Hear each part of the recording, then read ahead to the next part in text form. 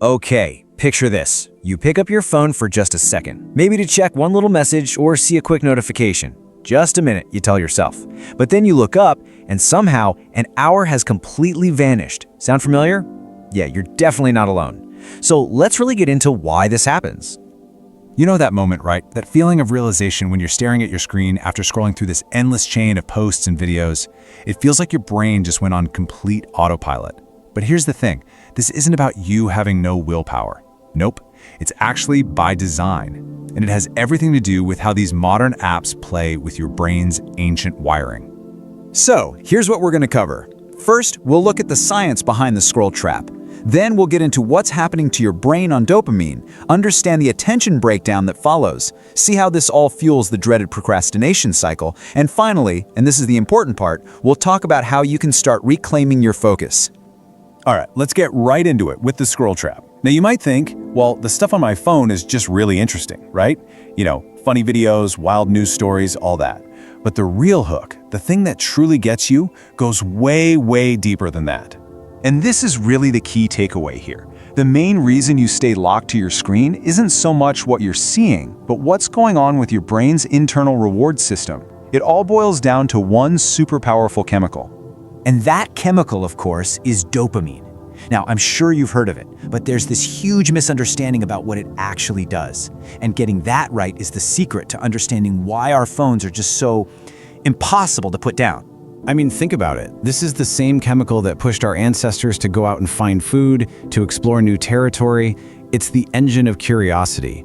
It's not about feeling good, it's about the drive to get something. It's what makes us want to check, to discover, and to find out what's coming up next. And this is where most people get it wrong. See, dopamine isn't the pleasure hormone. It doesn't spike after you see that hilarious video. No, it spikes before that, in the moments you're anticipating that you might find something cool. It's all about the thrill of the hunt, not the prize itself. That's a huge difference. And you guessed it, tech companies are absolute masters at tapping into this. They use this incredibly powerful psychological principle called variable rewards. Honestly, it's the exact same thing that makes a slot machine so addictive. You keep pulling that lever because you never know when you're going to win. That uncertainty, that's the magic ingredient. And this creates this powerful, repeating loop. Think about it. Every single time you swipe or scroll, it's like you're pulling the lever on a slot machine. Your brain gets a little hit of anticipation, thinking, hey, maybe this next one will be great. And because it's so unpredictable, sometimes you get a gem, sometimes you don't. The behavior gets reinforced over and over, turning it into this mindless, automatic habit. Okay, but all this constant dopamine chasing, it has a pretty major side effect. It actually starts messing with our ability to just pay attention. And that opens up a whole other can of worms for our ability to focus on anything else. So, your brain gets totally used to this nonstop, super fast, high stimulation world of social media feeds. Then when you try to switch gears and do some deep work, like reading a dense report or writing something thoughtful, it feels just painfully slow and boring. It's kind of like blasting loud music for an hour straight and then trying to appreciate a quiet, subtle piece of classical music. The contrast is just jarring. And on top of that, you have this thing called micro-switching. When you're working on something and you just glance at a notification. Seems harmless, right? A 2-second check? But the research is pretty clear. It can take minutes, sometimes a lot of minutes, to get your full concentration back on what you were doing. And if you do that dozens of times a day, well, you're just bleeding mental energy just trying to get back on track. So what happens when our attention is completely shot and trying to do deep work feels like climbing a mountain? Well, we look for an escape. And that's exactly how the phone becomes the #1 tool for procrastination. I mean, our brains are wired to find the easy way out.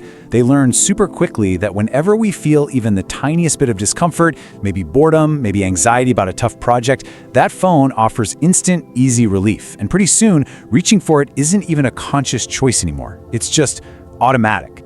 And that creates this really nasty cycle of avoidance. You face a challenging task, you feel that little nod of stress, you grab your phone, and boom, instant relief. Your brain learns a really simple but really dangerous lesson. Difficult work is stressful, but the phone is relief. And over time, that just makes tackling anything hard feel even more impossible. Okay, but it's not all bad news. Not at all. This isn't some permanent damage. Your brain is incredibly adaptable. Just like it learned these habits, it can unlearn them. You can absolutely retrain your ability to focus. And the best way to think about it is this. Your attention is like a muscle. The more you exercise it with sustained, deep focus, the stronger it gets. But the more you let it just jump from one shiny object to the next, well, the weaker it becomes. So how do you actually start training that muscle? It's actually pretty simple. You can start with these 3 steps. First, that automatic reflex to grab your phone, just pause, just for a second. Second, in that pause, ask yourself, wait, why am I doing this right now? And third, and this one is huge, intentionally create little pockets of time with zero stimulation. Just let yourself be bored for a few minutes. That is the gym workout your attention muscle has been craving. Because at the end of the day, the phone itself isn't the bad guy here. The real problem starts when it starts managing our attention instead of the other way around. When every single empty moment gets filled up by a screen without us even thinking about it. So I guess the question to leave you with is a simple one. Who's in charge of your attention? Is it you, or is it that device in your pocket?